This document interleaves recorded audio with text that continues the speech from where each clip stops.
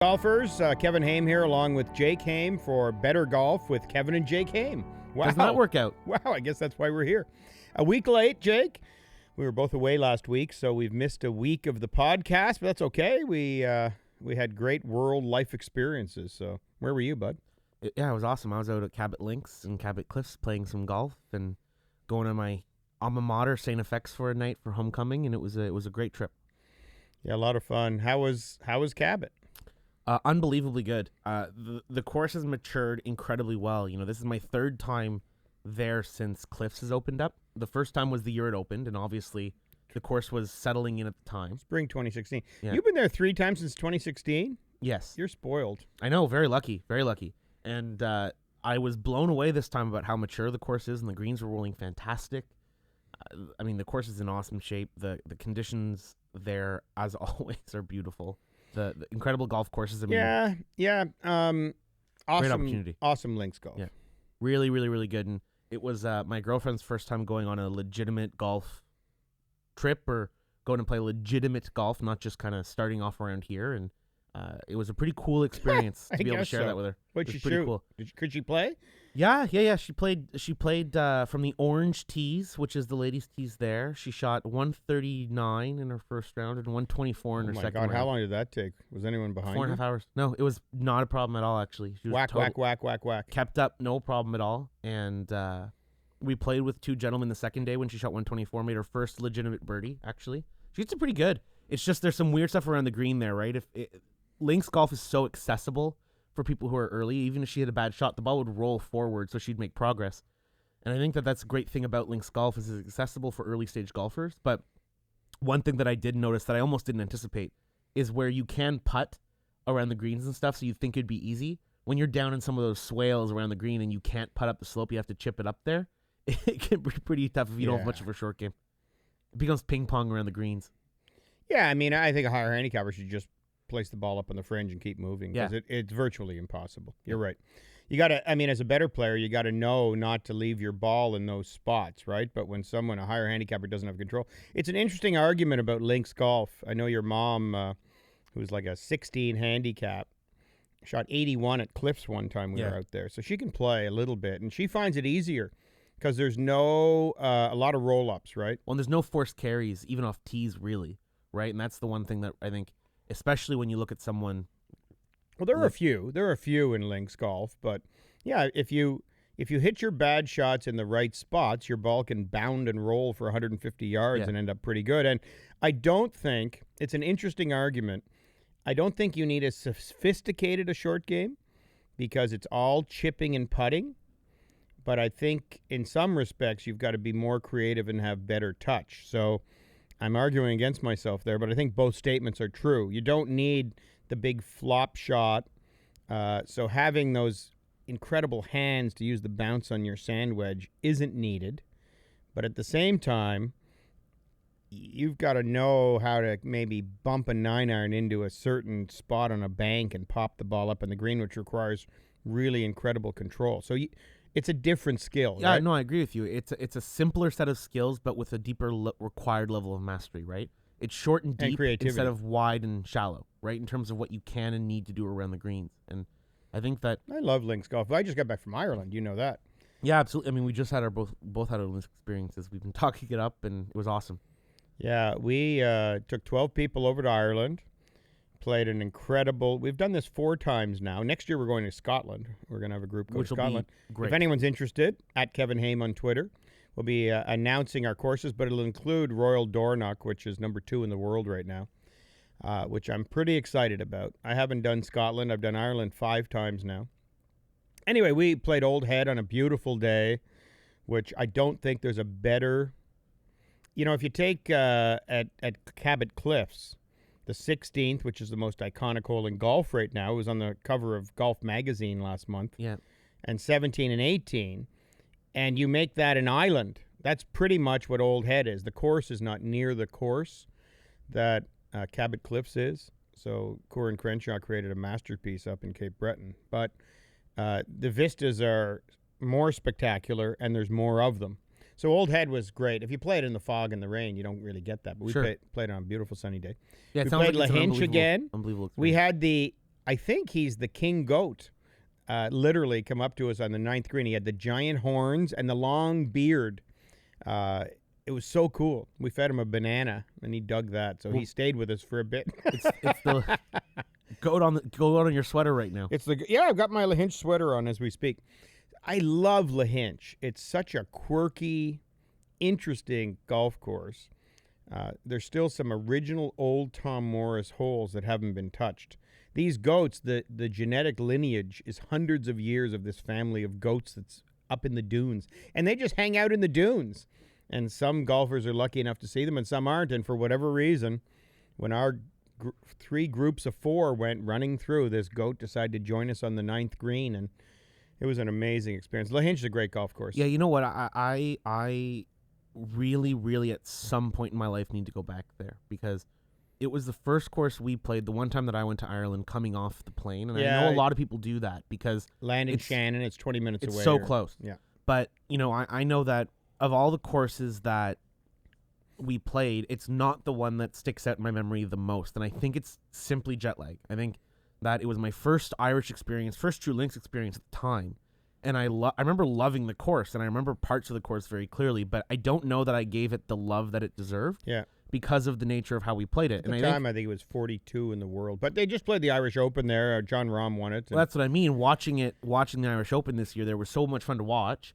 And looking at it, I'm like, that part of the course I remember great. And then other parts, I don't remember that at all. But I know I played it. So I really need to get back there because everyone sings the praises of LaHinch.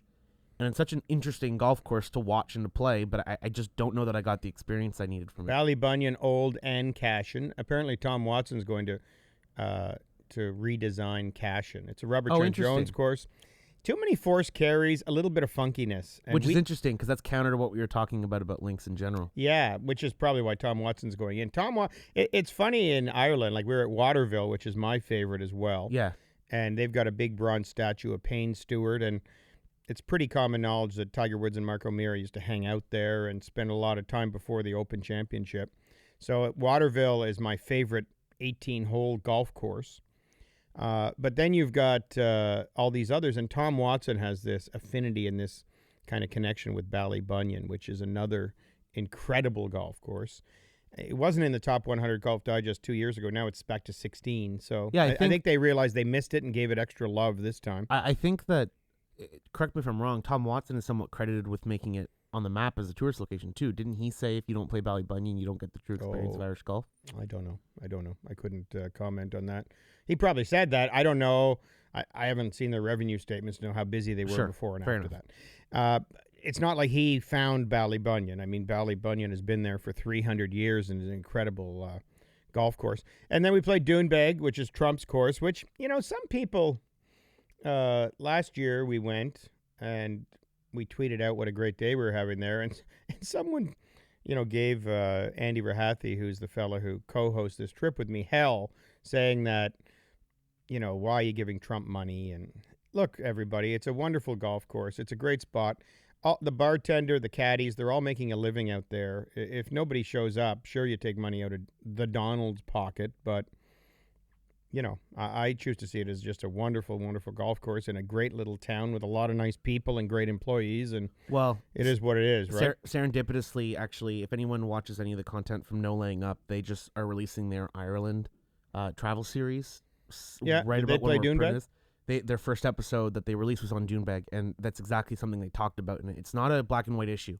The people there love the fact that Trump bought the golf course because the course was going away, and the town would have gone with it if the course. Well, it wouldn't have gone with it, but it'd be a lot less thriving for sure. Right? So I think a lot of people don't really think about the people in the trenches, but the people there need that course and the tourism that.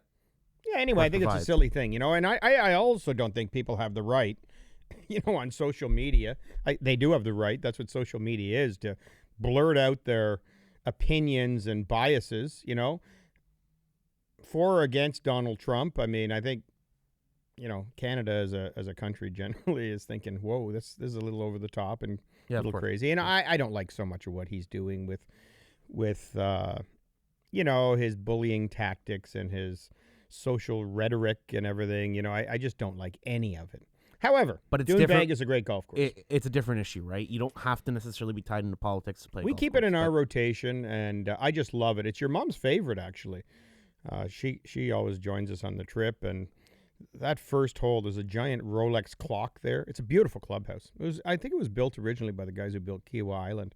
Beautiful big Rolex clock on the first tee. And the dune behind the first green, it's kind of a pedestrian par 5. Yeah. Your old man had a 17-footer for eagle and lagged it up there, as I normally do, and tapped in for eagle. But there's got to be an 80-foot dune surrounding the back of that green. It's one of the most stunning views in golf. Yeah, it really is. It's quite a good start to a golf course. Anyway, we had a great time. The only thing I wanted to talk about, other than try to convince people to go and enjoy it and experience it, because the people are lovely. The Guinness is incredible. It's better over there. The hospitality in the hotels and the bed and breakfast is, bar none, is outstanding. Courses are great. The weather, you have to bring your A game. I was laughing, actually. We had a guy, he's a well-known guy. I won't say who his name is, but I was talking to him on the charter the first day. Not the what do you call it? The coach on the bus. We have a coach. Beautiful coach with the card tables and the big leather seats and everything, right? Yeah. And I'm like, so did you bring your rain jacket? And he's like, oh, yeah. I went out and bought a Callaway jacket. I think it was $200. I'm like, yeah, that's not going to do it. Like, No, it's not going to do it. Unfortunately, it's not going to do it. There's rain jackets and rain jackets. Yeah. And we actually had, I've got a Galvin Green, which is about $600 American for this jacket. But you can take a shower in it, not get wet. They're amazing. And you need that. If you're going to Ireland, you have to invest in, you need to bring 2 pairs of shoes because one will be drying and wet after you play. You need to bring an incredible rain suit. And just embrace what you're there for, which is you want to experience some weather. And you're going to get one rain day. If you go for 7 days in a row and you don't get any rain, it's incredibly rare. Incredibly rare. So you want to bring a great rain suit. You're going to experience, especially in the fall, some wind and weather. We had the edge of Lorenzo, the hurricane. So we had a wind at Ballybunion. Our caddy, Mike, who's been there 35 years, said he's never caddied in wind like that. And I think they just say things like that to make customers feel special. But it was a 5-6 club wind. I hit my most interesting shot, Jake, of my year, which was we were on the 4th hole, par 5. Wind into me and off my shoulder, so behind me, really tough wind. 498-yard par 5. I mean, talk about a tap-in opportunity. Driver 3 wood, I'm 115 out, and I ripped them both into that crosswind. That's awesome. And I hit the fairway off the tee, and I hit the fairway on my second shot. Yeah. And I'm standing there, and 5 club wind is maybe an understatement. Like, there was no way, and this is where creativity comes into golf, there was no way to get that ball on the green if the ball had any vertical launch to it at all. Didn't matter if I hit a 4-iron, whatever I hit, if it got up in the air, in my mind, the wind would have just careened it almost out of bounds onto the street adjoining the right-hand side of Ballybunion. So I sit in there. I mean, I'm 55 years old. I've been playing golf a long time. The only thing I can envision hitting was a hybrid, and this is why I like links golf so much, the creativity. I said, if I hit a hybrid with a half swing, like literally take it to waist high and then punch it, it'll bumble forward when it lands, and it won't have any upshooting. There won't be enough spin on the shot to shoot up. Yeah. So I hit this waist high to waist high hybrid, and it landed 20 yards short of the green and bounded up onto the green, and I had like a 35-footer for birdie. And it's my shot of the year. And that's what I love about Ireland so much. I mean, take away the vistas, take away the great layouts, take away the hospitality, take away the Guinness. Having to hit those shots and come up with ways of hitting them is so rewarding. Well, I mean, to parallel that, I'll say the same thing. My shot of the year was a very similar story. Number 16 at Cabot Links is beautiful par 4 along the unbelievable water. par 4 along the water. Tough hole, very tough hole. So water's on your left. Water's on your left. There's a bit of an opening on the right, but then there's fescue if you go right. So there's not really a huge bailout, and there's a centerline bunker there, making sure that you have to pick a side on the tee shot. And then I've been in that bunker a couple of times. it's not a good place to be. No. And then going into the green, there's a swale that dips significantly down, maybe 20 feet down short of the green. Then you have to come back up to the green, and It's a difficult run up because if you've got too much heat on it, it goes over the green into a bunker or out of bounds. And it's a very dynamic green. In the middle of it, there's a swale in the back that you can play off of. But if you don't play straight up that swale, it'll really roll to the left, again, possibly into a bunker or really onto the white, back down into the valley. By the way, I'd like to say that Rod Whitman's a genius. He doesn't get enough cred. Incredible design on that golf course. Cabot links, I've played links and cliffs both 20 times now, and I think I prefer links, and I'm not taking anything away from Core Crenshaw, but Rod Whitman's a genius. His double green, 813 on Cabot links is the most interesting, best green I've ever been on. Well, this is going to sound like ridiculous high praise, but I do mean it. It's very St. Andrews. Yeah. In terms of, depending on where the pin is placed on these golf holes, the course can play wildly different, right? You can have incredibly different golf holes from where you have to hit it in strategic angle, depending on just literally a pin placement that's 20 feet right or left. And it makes for incredibly dynamic golf. All Every right. time you play it, it's Back different. to your shot of the year. So on the tee, I haven't been hitting my driver great, and same thing. I mean, incredible wind that day. And 16 is, I'm running right into the teeth of it, coming kind of slightly left to right off the ocean into us. Same thing, off your shoulder, but left to right. The hardest wind in golf to play, because if you're downwind and feel that, you feel like you can release the shot. Yeah. But if it's into you and off your back, it's hard to play into. Oof. So what we were trying to do was I hit a stinger 3-iron off the tee. I'd kind of prepped that shot for the course. Yeah, I have an I-500 hot 3-iron. It's kind of like a 2-iron that I hit forward. Rolled on it in a pretty good position, actually. It was a good shot. And then the next shot, I was 186 to the pin. No, same thing you said, no clue how to hit it. And I pulled a 3-iron again. And I hit it maybe 8 feet off the ground. And it landed probably 120 yards down, 60 yards short of the pin. Rolls down the slope, disappears, and then comes right back up that valley onto the green to about 12 feet. Oh, my God. And I hadn't made a putt all day, but I made that one. And it was the best birdie of the trip. It was an unbelievable year, and it's so much fun, like you said, to have to hit these shots. And what it really teaches me as a player every time I do it is that you have to control your ball. And your body, yeah. And I think that's a lesson you can even take when you don't play links golf. We've, on a few episodes of the podcast between the British Open and prepping for this, and gushed about links golf because we both love it so much. But even if you don't go onto a links golf course, understanding that you're trying to hit shots and you're trying to control what your ball does, instead of just whacking balls on a course and saying, oh, it's this distance, I better hit this shot. Yeah. It's so eye-opening as a golfer and so much fun. And something I always It does get people. Tiger says St. Andrews is his favorite course in the world. I know. He plays Augusta. Everywhere. He plays everywhere. Everywhere. He's designed courses. Blue Jack National down in Texas is amazing. And he says this old 1600, I don't know when it started, but, the home of golf. It's hundreds of years old, and just nature kind of created it.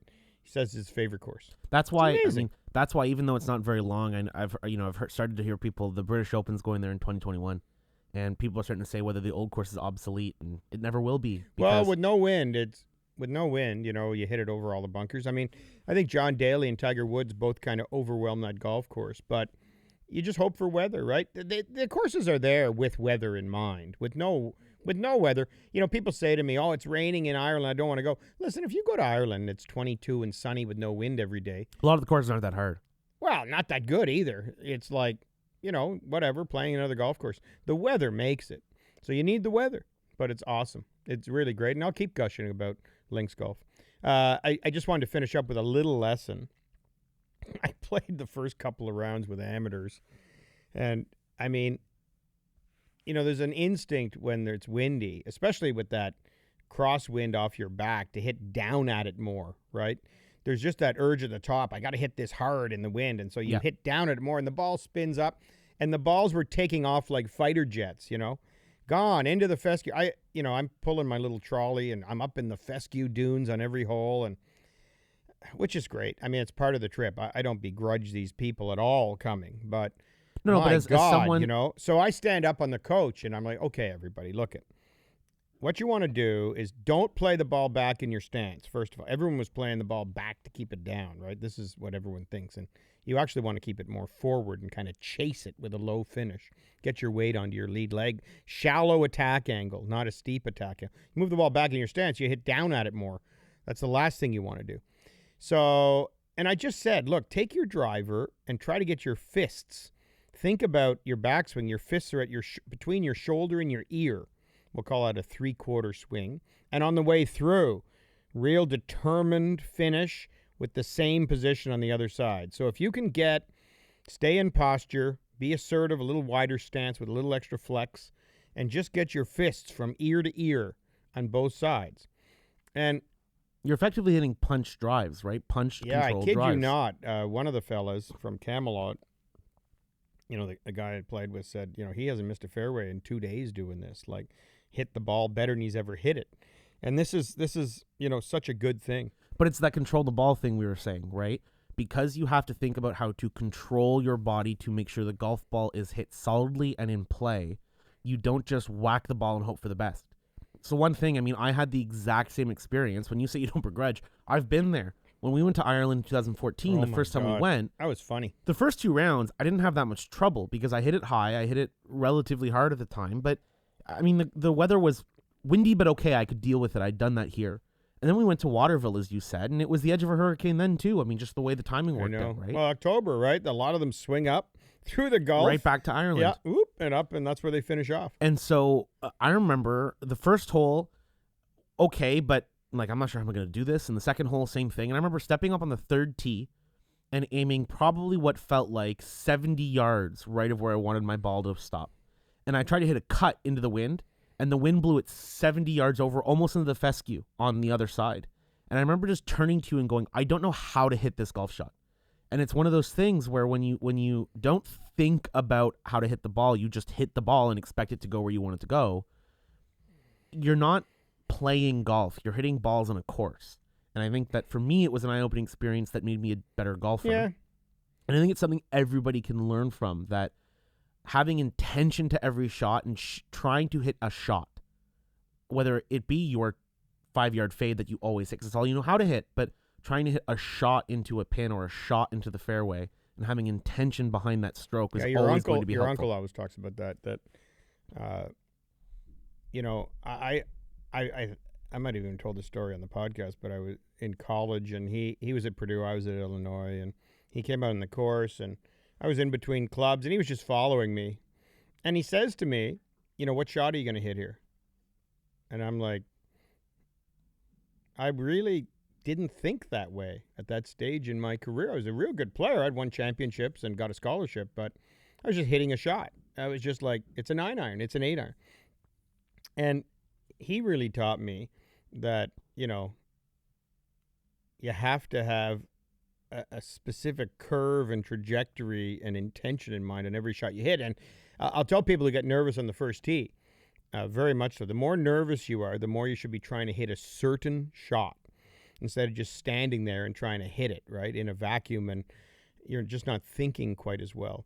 But if you stand up there and you open your stance a bit and you try to hit a little bit of a cut off the left side with if you have intention to hit a shot, you tend to get more focused, and it just ends up being a better way to get into the round and think properly of the round, right? So. A great example of that, a story I heard the other day, Justin Thomas was saying at the Ryder Cup, it was his first Ryder Cup at Lindt Golf Nacional, and he said, thankfully I had to hit a 5-wood on the first tee, because whenever I hit a 5-wood off the tee, I put it on the ground, and I put it at a slightly different spot in my stance because I feel like I can be on top of the ball and just hammer it into play. Yep. It's the shot he likes to visualize and hit.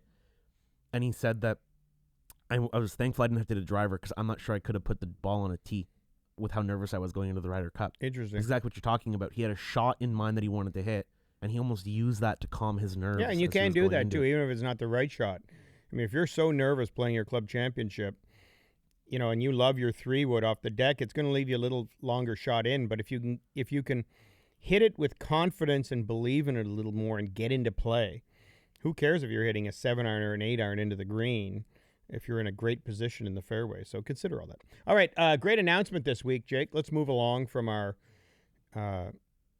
Linksy Ireland stuff. Yeah. Annika Sorenstam and Henrik Stenson announced this morning, I think yesterday, but I saw it on the Golf Channel this morning. The European Tour continues to outwit the PGA Tour in creativity and innovation, and they're going to have an event co-hosted by Annika and Henrik next year in Scandinavia, probably in Sweden, that is going to have 78 men, 78 women playing for the same purse. A true mixed, I don't like to say it's a mixed event because that makes it sound like they're partnered, a husband and a wife team. But it's going to be mixed gender competition. And I cannot wait. I think this is incredible. It's very interesting. I mean, we just had that whole discussion on the podcast about President's Cup being mixed and what we think about it, and potentially that doing something to get the LPGA and the PGA getting tied more together. And I think it's an awesome move by the European Tour. I hadn't heard this yet until you told me this morning. I'm really intrigued to learn more about it. I think it is a fascinating idea. Yeah, and Annika is probably the ambassador for the LPGA Tour. Annika's an amazing personality. There's no one better to host it. She's like the Arnold Palmer of the LPGA, in my mind. Maybe I'm wrong about that, but in my mind. So to have her there adds incredible credibility to it. Henrik Stenson, major champion. I think it's going to be really neat, and I can't wait to see, everyone's saying, well, how much further do the guys hit than the girls, and where's everyone going to tee off? I think that's the obvious question. It's the short games I'm intrigued by. They're going to have the same green complexes and pins. I've maintained for a long time coaching juniors that girls don't like to work on the short games as much as boys do. I don't know if little boys, I don't want to say anything to insult anybody, but I just think in general the short games on the PGA Tour are leaps and bounds better than the short games on the LPGA Tour. Well, I think one of the reasons behind that is some of the more advanced shots require a little bit of club head speed to create that kind of snap and spin, and I think work through the heavy rough, control, create more spin on the shot. It's at least more easily achieved. Yeah.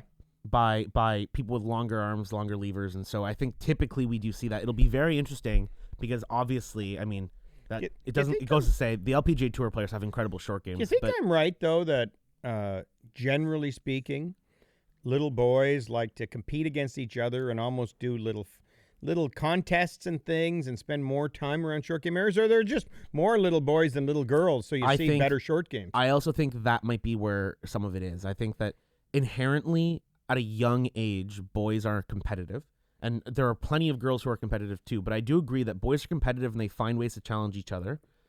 And as a result, at least at a young level from our experience, I do see better short games on average on young male players. But there's also, like you said, a lot more of them. And so there's a lot more opportunity for them to go over. I mean, for our example, some of our young girls now are starting to get... What does that mean, for them to go over? Short game area and challenge each other, right? I think at our level, I'm starting to notice that two of our young girls on our coaching team are starting to have two of the best short games on the team. But that's because they are now playing competitions with the other guys that they're on the team with, and there's someone to actually play and compete with. Yeah, so it's interesting. I can't wait to see it anyway. I think that the sophistication of the men's short game is there's a real difference there. And we're going to find out. Maybe I'm wrong about that, but it'll be fun to watch, short-sided in the same length rough the same day. What a top female does and what a top male, like Phil Mickelson, short-sided in 4-inch rough with a slick green, versus Michelle Wee may be doing it, right? What exactly happens? Like you said, it will be interesting to see because it's what we're saying is theory based on what we've seen on television and seen in person, but we haven't had that direct comparison, and it's going to. I think it could be a very special event. I'm excited for it. Now, if it was at Augusta National, it'd be even more interesting because faster greens. I don't think in Scandinavia they're going to have greens on the European Tour rolling at 13 and craziness. Anyway, really looking forward to the event. Step in the right direction regardless. They've now done the shot clock over there. They've done all kinds of interesting things. They innovated with interviewing the players on the course much sooner. I've seen events where there's an event in Europe, I don't know which one it is, where juniors actually play a par 3 with the players in the middle of the tournament. They're just way more open to trying interesting things to entertain than the PGA Tour is. And I think they do this once again now. I think from that standpoint, the PGA Tour could definitely learn something from the European Tour, and I think this is a very interesting step in the right direction for golf, and I'm excited to learn more about it as it comes up. I think it's going to be very, very cool. Okay. Well, what is that supposed to mean? That's what I think. I think it's going to be really neat. I'm excited about it. Okay, good. I got it. All right. Golf swing. I want to talk a little bit about footwork today. I want to talk about posture. We've had, for whatever reason, right, we've had a really interesting couple of weeks. For those who don't know, we've got one of only 2 Gears 3D motion capture studios in Canada, in the country. Gears is, I think, maybe you can describe it, Jake. I'd just say the best 3D motion capture system in the game by far. Well, it's I mean, from a true static motion capture standpoint, it's really the only one, right? Most motion capture systems that they talk about are things like the Cabot or MySwing or 3D Golf or whatever, and they're sensors put onto somebody that then track movement and then turn that into a digital image. But theoretically, you could be standing, anywhere, making any motion, and it would capture the same thing. You could be falling on a plane, turn your chest, and it would capture the same thing. Gears is static, actual data. So you have a motion capture system based on the same technology they use in Hollywood and in video games and in high-end sports analytics. Markers on the suit that are as accurate as can be, and it allows the sensors, it allows the cameras to track movement so accurately that the angles are guaranteed within, the thickness of a millimeter or the thickness of a piece of paper. 0.2 millimeters, a thickness of a piece of paper. Anyway, we invested in this. I think it's transformed. I mean, I was a National Teacher of the Year in 2000. We got this in 2015, I think. It's transformed my knowledge of body motion and biomechanics. I think it's been an incredible thing in your younger career. I think it is what the launch monitor did for ball flight understanding. Gears is doing for 3D motion capture certainly is. And it's actual data, irrefutable biomechanical, scientific, accurate data on what the body is doing during the motion. The example I always give to people say, why should I do that? Like, I'm already taking lessons from you. And I say, well, I'll tell you that it looks like you're a little falling behind the ball, or it looks like you're coming out of posture a little bit, lifting up a little bit. This will tell you that you have 7 degrees of spine tilt or 4 degrees of right knee straightening during your back. It'll give us exactly where, how much, and when it's happening, right? And it allows you not only, which the human eye just can't do. No, not turn to your the same hips a degree little at all. more. Yeah. What does that mean? It looks like you're not turning your hips that much. Well, I'm turning them 43.5 degrees, and I want you at 47. So what does that feel like to turn them 4 more degrees, or whatever the case, right? It's just a really efficient way to teach the game. It also allows us to see things that potentially would go missed otherwise, right? Correlations between elements in your golf swing that love it. That's maybe our people don't see, right? For example, in myself, I've learned that. For years I worked on my footwork and straightened my lead leg too quickly. We've talked before about how my leg work creates a lot of power, but it gets me out of sequence sometimes because my lead leg snaps too quickly, and I therefore come too steep down into the golf ball. And trying to everybody got that? So the downswing starts with a little bumpy move onto the lead leg. We need to get onto the lead leg. There's a lateral move in the game. Yeah, lateral just bump like to the stepping to throw a ball. You have to step and then turn to throw a ball. In golf, we need to bump a little bit and then rotate. You tend to be a little quick on the rotation side. It's called a spin out, it can be called, or just, you just don't have enough bump in you to drop the club, so you can come down a little from the outside, a little steep, so you can hit a pull cut sort of thing, right? Absolutely. And it's something I've struggled with at some level for my entire golf career. And so for years, I was trying to fix that. I was trying to increase of that lateral bump and try to get that in there so that by the time I was forward, the snap was a proper move, right? And for years, I was trying to do this, and I hit this point where I couldn't figure out what was wrong. I felt like I was bumping a lot. My footwork was looking good on the ground. I couldn't figure it out. And jumping in gears, what we realized was that when I was turning back, I was so anxious to get to that lateral move that I was actually turning my pelvis the wrong way. So instead of turning my pelvis into my back leg so that the pelvis moved backwards, I was moving my pelvis more onto my front leg. The other thing that we noticed from that I never would have said was the other thing in my swing we had talked about was me being a little dippy, my head coming down in my backswing, and we never could figure out why I couldn't stop doing it. And it was because as my pelvis went the wrong way, my rib cage didn't. I was turning back. So as my pelvis and my rib cage separated, my head would dip down because I was stretching my whole body out. Mm-hmm. And then from there, I would have a proper bump into the target. But at this point, I'm now so stretched out, my legs are so far ahead that all I could do was spin and snap to try to get my club back on the ball. I was in this bad situation.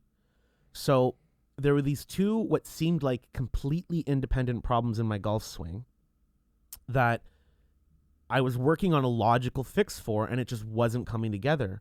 And until I looked at it in gears and understood that I didn't turn into my back leg as well as I looked like I was, because it didn't look that bad on video, it was causing these issues, and I was actually working on the wrong thing. And that was about 3 years ago now, and it completely revolutionized the way I understand my golf swing and where I've gone from there. And I don't think I ever would have understood the correlation between the bump and the dip if I hadn't had the gear system. Pardon me? Understand it? I never would have understood, not understand. Fair enough. Yeah. Bet that was your takeaway from all that, but regardless, I wouldn't have gotten it. Well, you were on a rant. I was just letting you roll. Clearly, Jake is excited about that in his swing. So, all that to say that gears is an amazingly interesting way to look at the swing, and it's teaching us stuff. And today, you're talking about some of it. I don't want to relate the whole thing to your swing. No, of course not. But the way the pelvis moves in golf is really intriguing, and its effect on posture, or lifting out a posture, and what it does to the pelvis. And how many people have problems with it. Yeah, almost everybody, right? Including myself. So let's call your pelvic center your belt buckle.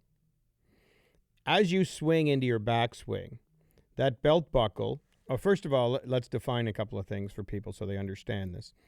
Anything side to side in golf is called sway. Correct. Right side, left side. Anything from heel to toe, forward or back, is called thrust. If your belly button moves forward towards the ball, that's positive thrust. Correct. And if you work into your butt cheeks, back, that's negative thrust. The same way that going onto your back foot or your pelvis moving back would be negative sway, and then forward is positive sway. Okay.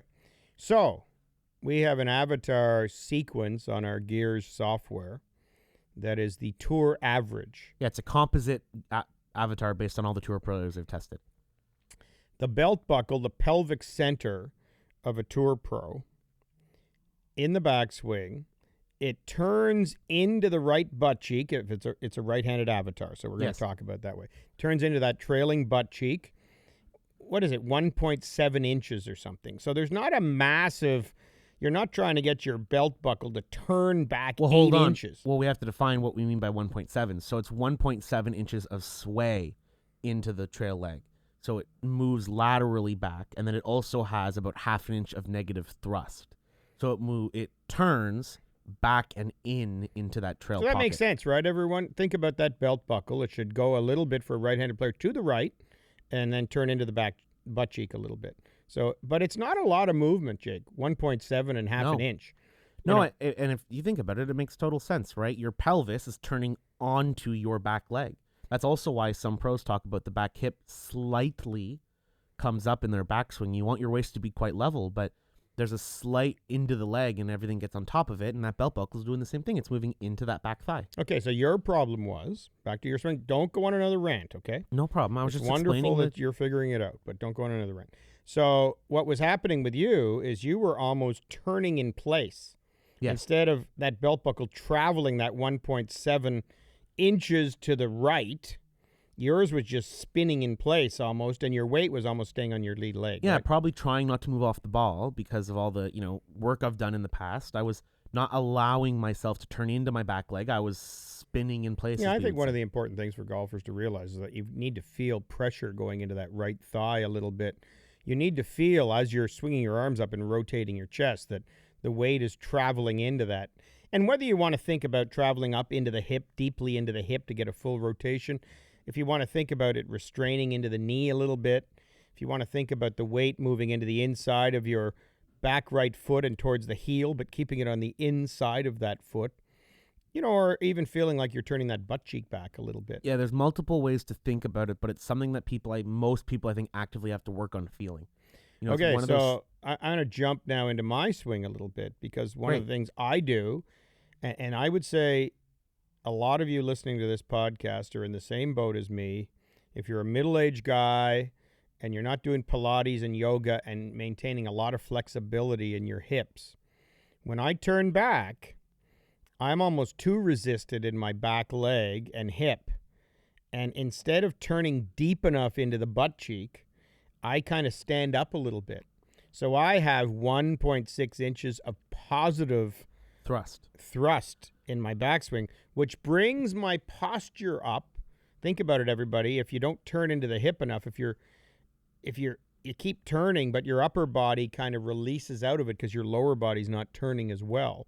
And I lift out about 5 degrees out of posture, which raises my head half an inch.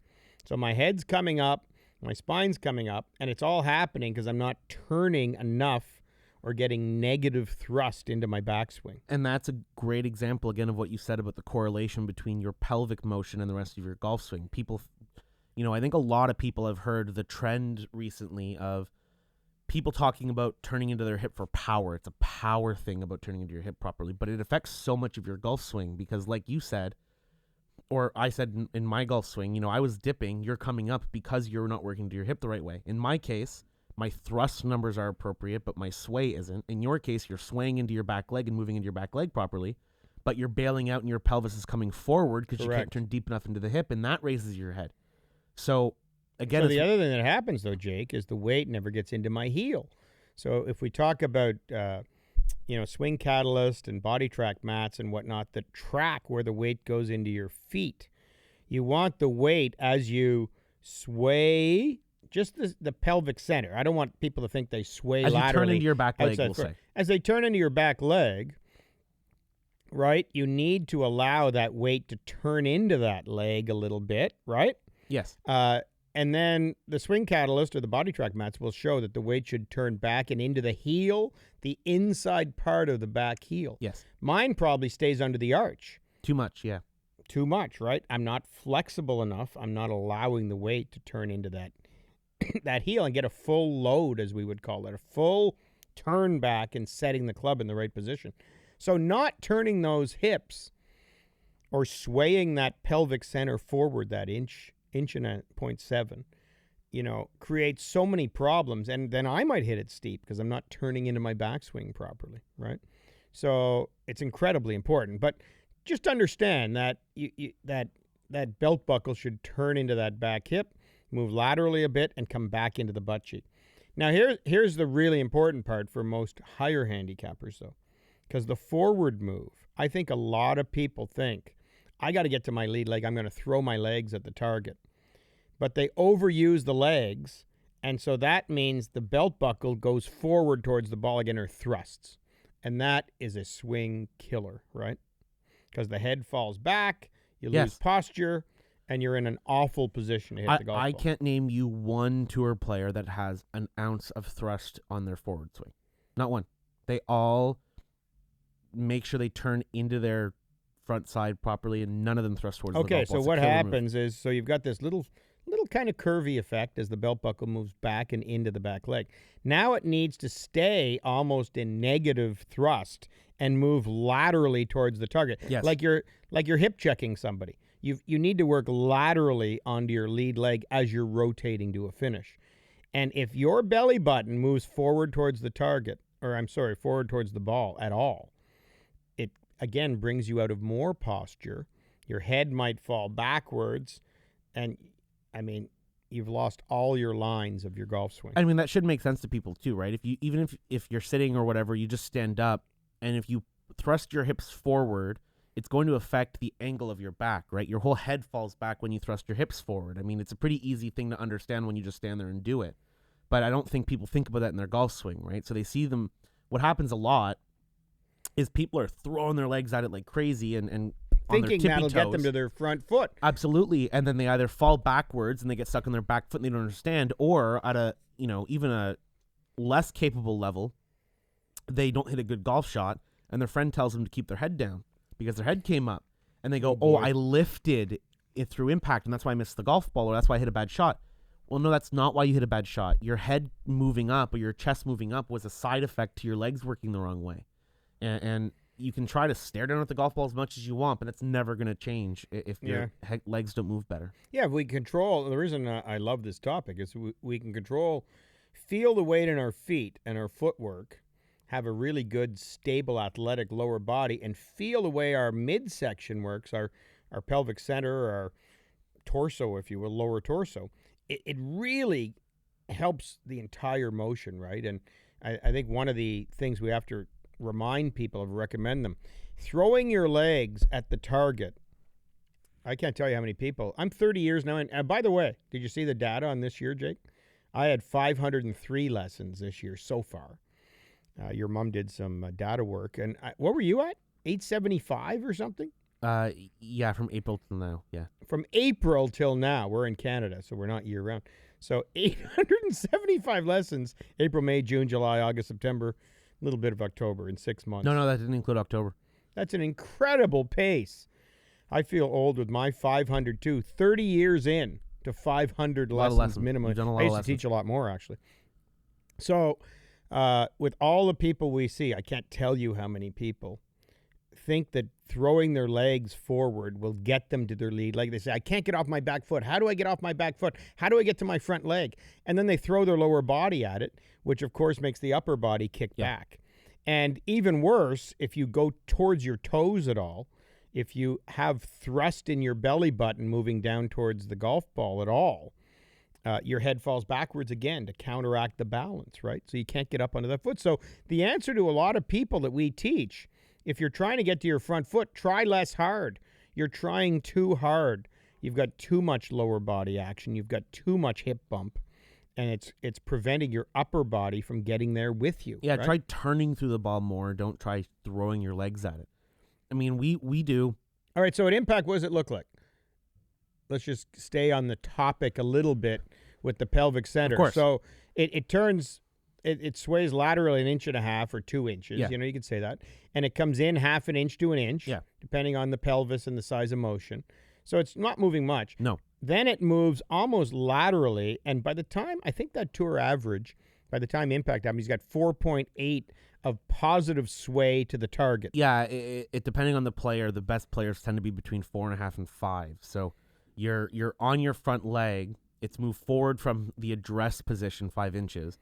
Which means it had a total move of about 7. 6. Now put 7. your fingers up in front of you, everybody, and look what 7 inches is. Like, it's not as much as you think. No. And No. if you're throwing your knees 1.5 feet forward, you're really destroying things. So everything's more subtle than we think in golf. I think a really good example of that is, your thigh or your femur should be over your ankle at that point, right? Your lead ankle. So you bump your hip forward enough that your thigh gets over your ankle. Maybe the outside of your hip or thigh gets a little bit past your ankle, but not by a lot. And that's when the rotation needs to start. Yeah, I would caution people, and we see this a lot too. Your femur can only get over your ankle if your stance is appropriate. A lot of people have too wide a stance. A lot of guys stand up with the Magilla Gorilla Totally. driver stance. You're never getting up over that leg. There's no way you right? can't do it. Yeah. Totally. That's a very good point. I totally agree with that. So you have to watch the width of stance, which is, Yeah. Get in front of a mirror, copy the pros on television, and their stances are more narrow than you think. They're not as wide as you think they are. Yeah. Especially when you look at a few, like Ricky Fowler's a great example of that. Ricky's stance is not very wide and allows him to be very calm with his lower body, but rotational. Yeah. And hit the golf ball very clean. Yeah, that is a good one to look at. But I wonder why he does that. Ricky's got the really narrow putting stance, too. I guess he just likes to be... I don't know about compact, but he's a rotary golfer. Yeah, certainly, for sure he is. Right. For sure he is. Early Tiger had a big, wide, ripping, move off the ball, move into the ball, hit it forever, lateral kind of look. Yeah. They're very different. But Yeah, it's true. Find what's right for you, but don't go too wide. It's just my caution. Okay, No, continue on. And you're right. That's more commonly the miss for sure.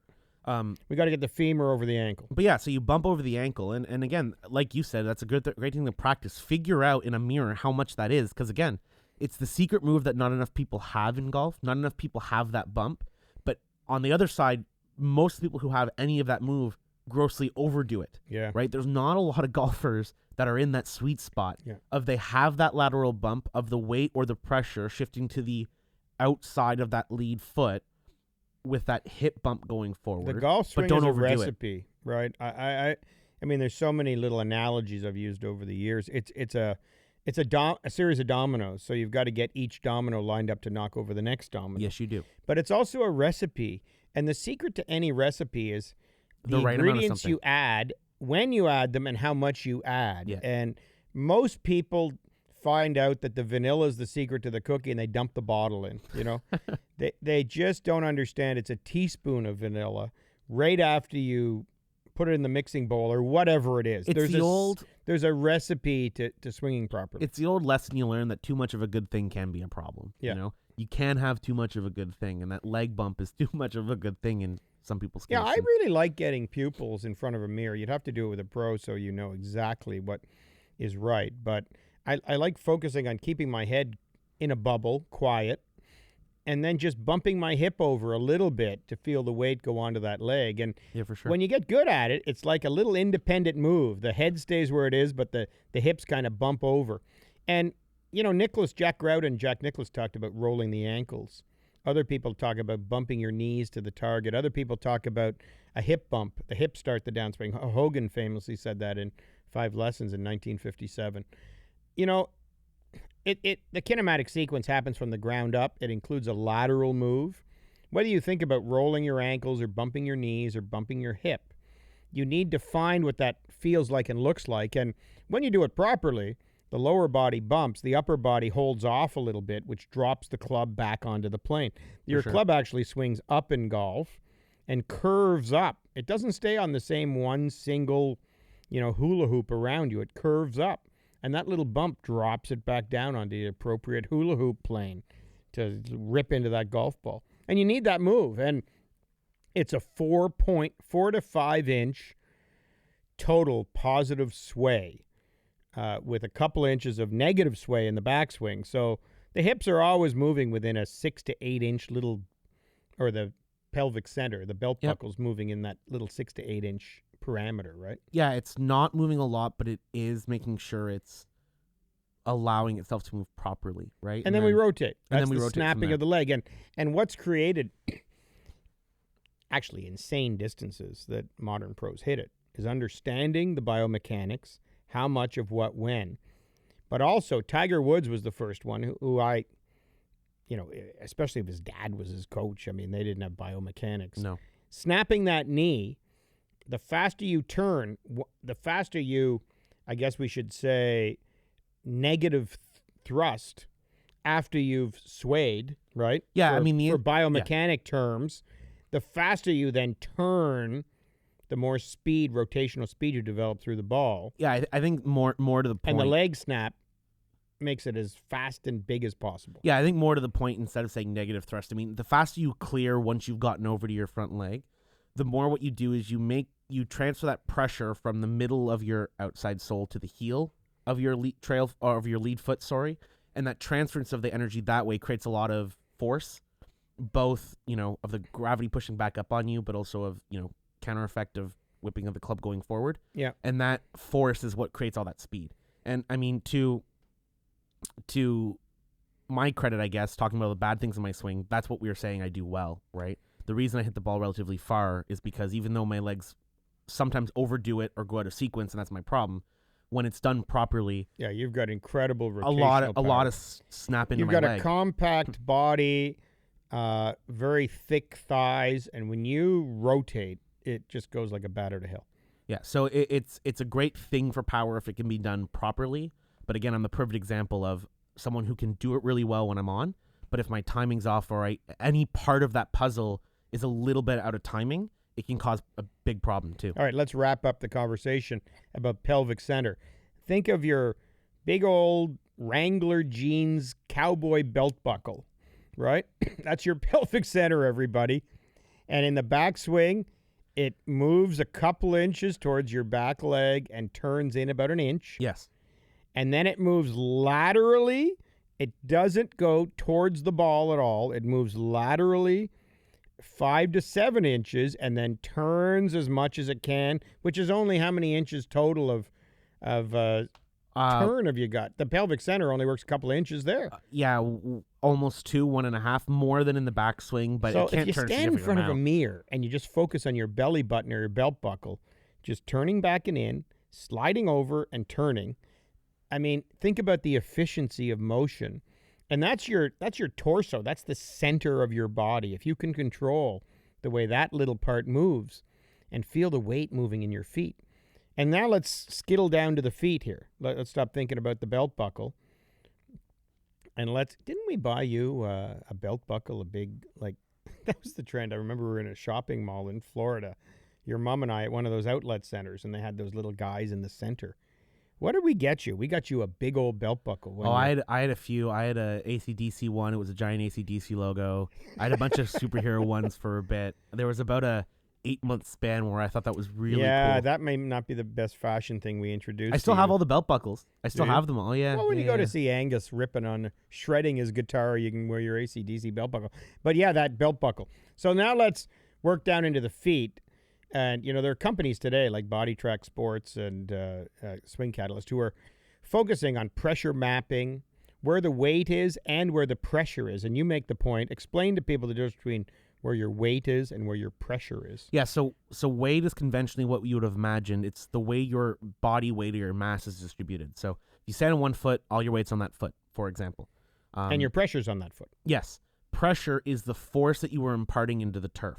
So there is, Newton's third law is for every action, there is an equal and opposite reaction. So as you stand there, you are imparting force onto the ground, and the ground is imparting force on you because gravity's pushing both ways. And as a result, the amount of force you put into the ground, that pressure is how you can manipulate power, because as you put more force into the ground, it allows you to kind of spring load off the ground a little bit and hit the ball farther. If anyone remembers about 5 years ago, that whole dip and rise thing that people were talking about, that's what they were trying to manipulate, trying to compress into the ground and lift to create power. And I think as a lot of golf pros using the turf, using the ground, right? A lot of golf pros discovered that overdoing it is problematic because the posture lines we're talking about and the pelvic centers we're talking about change too much, and you don't hit the ball as cleanly because you get stuck in bad positions.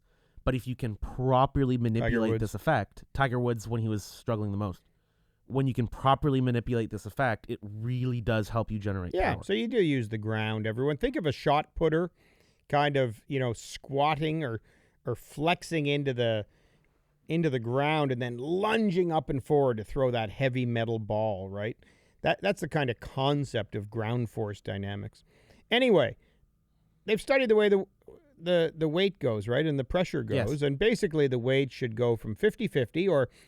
Interestingly enough, most tour pros have a little more lead leg weight at the start with almost everything, even the driver. Yeah, I think it's I'm not sure we should recommend copying that, but about 52%, a little bit more forward. Is that right? Yeah, and I think all it is there's a little more pressure on the front foot because there's probably an inherent subconscious thing that you want to push off to be athletic. A little trigger move, yeah. I don't know. It's subconscious. It might be even, I think about our guy behind us here on our big screen, Henrik Stenson. He's got that really strong move to the front foot that triggers him back, right? He's a terrific guy to watch if you want to talk about ground force and how to use the ground. And, he and Pete Cowan have created this incredible-looking athletic move, right? They don't keep their heads down. He and Annika, the other person we're talking about today with that mixed event coming up in Europe next year, another one who doesn't stay down, keep the head down, and their pressure mapping's amazing. Yeah. Anyway, from the middle of the feet, under the arches, I like to tell people it's like where the big part of the swoosh is on a Nike sneaker. Yeah, it's not the ball of your foot. I think a lot of people think the ball of the foot because that's where you'd be when you throw a free throw in basketball, but it's back of that for sure. Yeah, it's the forward part of the arch. Yeah. The weight starts there. It moves back into the back heel, but on the inside of the foot. The inside's the important part to mention because if it goes to the outside, you can't do this properly. Yeah, so this is where I'd rather see you do what I do, which is I'd rather see you swing perfectly. But if you keep the weight if you keep the knee in a little extra and don't quite turn as much into the hip, at least you have a chance to move forward and hit a good shot. Yes. If you let the weight go to the outside of the foot, you're in trouble. You're foobarred. It's pretty much done. So we're going to keep the weight on the inside, but it travels into the heel.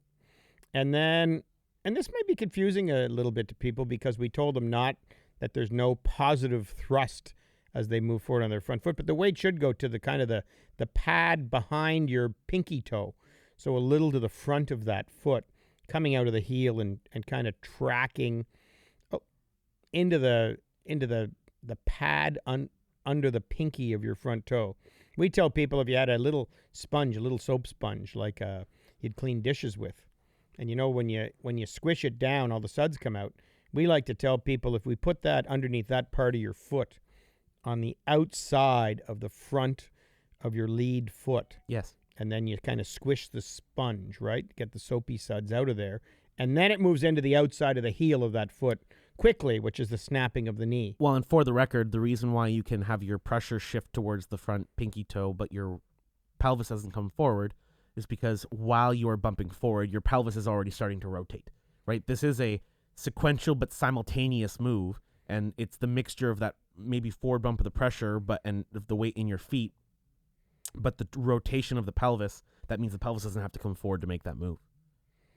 And that's the way it works. So I think if people stood in front of a mirror again and put their hands on their hip and just turned their hips and felt the weight go into the back heel of the back foot, and then like kind of bumped over onto their front foot and turned again with their hands on their hips, they'd start to feel the proper pressure mapping of a golf swing. I mean, you know what I've started to do, and I would recommend everybody here does it, because part of my problem with this is I'm not very flexible. Like we said, I have a compact golf swing, which rotates effectively on the way through especially, but I'm not flexible, which is part of why, and like you said, I bail out and don't turn right correctly into my back hip in the backswing, is I grab a long stick at the gym, and I get into golf posture, like a weight bar. I turn myself into positions, and I hold it, and Is it on your chest or on your back? I do both. So I put it on my chest to practice turning my chest in posture, and I put it on my back to give me a support system to really torque myself against. It's interesting. I could jump out of my chair here and go get my David Ledbetter 1992, the golf swing. Yeah. And he has a page in there, and I'm going to get it after this podcast and show you, where he says, put the golf club behind your neck. Yeah.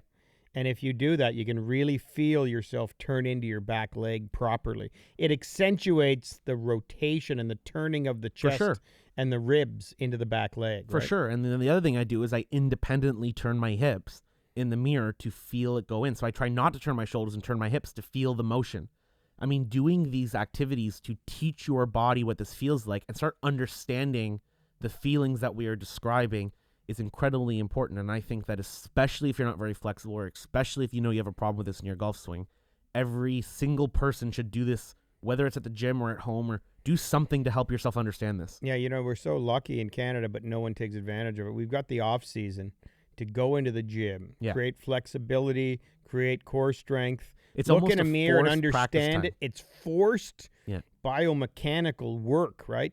But no one does it. No. People say, "What should I do in the winter? I'm going to buy a membership and hit into a net all winter." And I mean, it would be so much better. And I think sometimes that's the most important time I spend with a client. They come and they pay me $175 and we hit balls, and then I show them the video of their swing and what's wrong. I get them in front of a mirror for a few minutes, showing them where I want them. And I think that's the critical time. If you can learn what it feels like and looks like to be in the right positions, that's so much more important than going outside and hitting 200 balls, trying to make your body move a little differently. Well, look, just to finish and wrap up and to bring it back to gears for a second, we had a really good young student come in, and I mean, I'm talking, shot mid-70s in tournaments, good young player starting off, right? Yeah. Better than most of the people playing golf. Yeah. And we're looking for mid-60s, but I get what you're saying. Yeah, for sure. But he's getting there, right? And he's really struggled with his leg work through the golf ball at impact. We've been really struggling trying to fix it. And a lot of what was going on, without getting too deep into it, was exactly what we're talking about. And with gears, we now have the capability to measure people's movement without the requirement of hitting a golf ball. So we stood there in a mirror, like you're describing, and had him do the motion properly and recorded it in gear so we could see how the motion is actually going when he's copying it.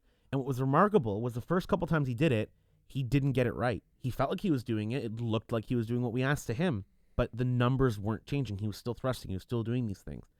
And so after about 20 minutes of just working into his hip, trying it differently, trying it again. No, do this. Let's think of it this way instead. Let's move you around, not holding a golf club. Maybe the most important 20 minutes of his golf career. Well, it could be, because literally the next shot, his path changed 4 degrees. He gained 4 miles an hour of club head speed, and every single number that we were looking at that was wrong in his gears note wasn't fixed, but was better by at least 50%. So he's now going to have to go work on that and translate that into something he can do all the time. But literally every single error in his golf swing got better with that one change. And it was not swinging a golf club. It was figuring out what it's supposed to feel like, because he didn't understand it before it. And that's why I got so excited about talking about what I was doing, because I'm a pretty good player. You know, I do this for a living, and I didn't understand it. And many people don't understand what they're doing with their bodies, because it looks to you like you're doing what you know to do, but you're not. And if you can get that understanding, it is so helpful into your golf game. I think... And I'll step off the soapbox now. No, it's great. You know, let's finish the show. I think being acutely aware, stick your brain in your feet.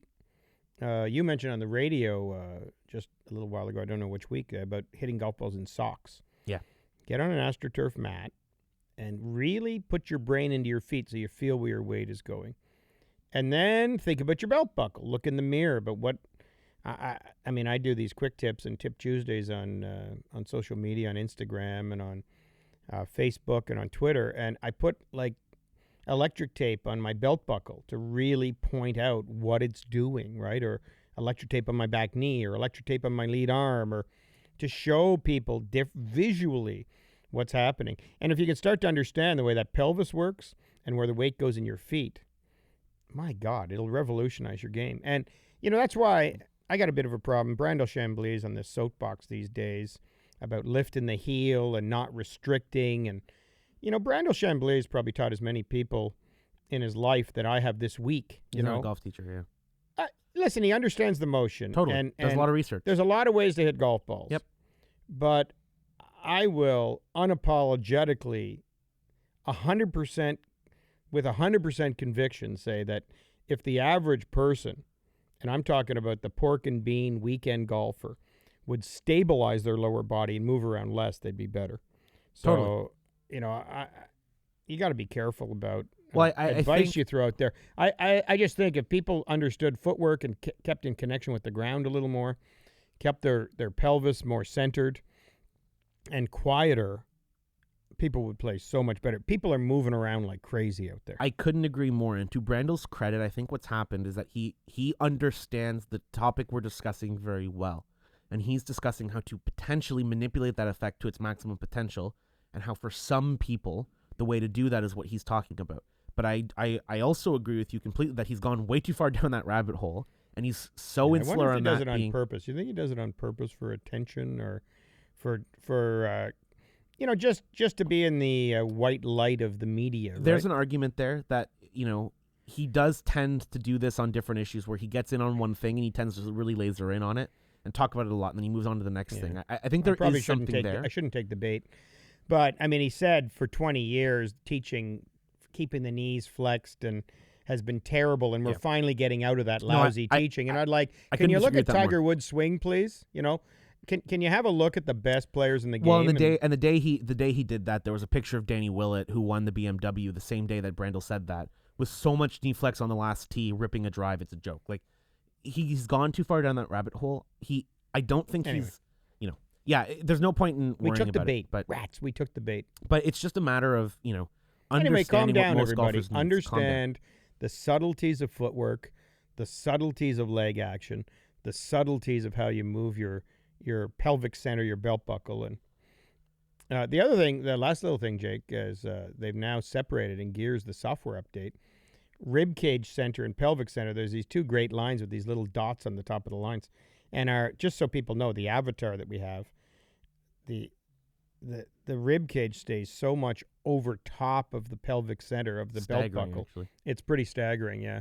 There's not a lot of swaying and dipping and arching the back and everything. No, if anyone ever wants to come see what we're talking about, we'll show you. It's crazy how on top of each other they are. Yeah, it's not a stack and tilt because the weight moves into the back leg. No, certainly. It's certainly not a stack and tilt. It's just very on top of each other in proper rotation. Stacked. That's Love why it. it looks so easy when people do it. But we're starting to dive down another topic here. Yeah, watch Henrik Stenson. My God, what a beautiful swing. If you're watching this podcast, we've got him here at the top of his backswing, and the weight is deep into the hip, and it's such a wide, balanced look, but he's certainly not on his lead leg at all. Just find that swing on YouTube and put it on repeat when you go to sleep tonight. Yeah, and then Annika on the other side with perfect face squareness, perfect everything.